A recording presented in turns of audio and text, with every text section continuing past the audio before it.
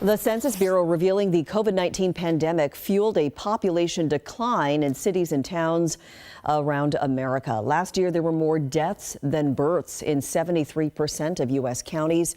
That's up from 55.5% in 2020 and 45.5% in 2019.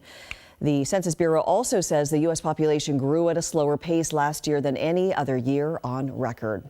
However, the Puget Sound appears to be bucking that trend as we give you a live look over downtown Seattle. According to the census data, the region saw a nearly 1% population increase between 2020 and 2021. King County saw the greatest amount of growth, adding an average of 48 residents per day. Seattle alone saw about 15 new residents a day. But that growth doesn't mean you'll necessarily see more people heading to work in downtown Seattle. According to the nonprofit organization Commute Seattle, more than half of workers at some of the region's largest employers switched to telework. That figure is leading to an 18% drop in ridership on public transportation citywide as more people ditch the office and choose to work from home instead. So how does this impact business in the downtown core?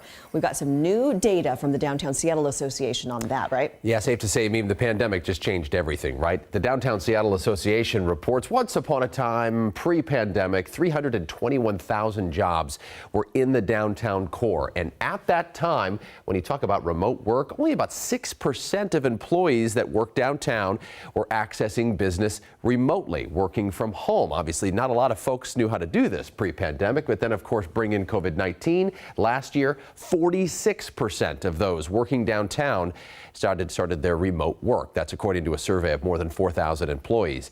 In addition to transit, those biking, walking, or carpooling, those numbers also fell, but not quite as steeply.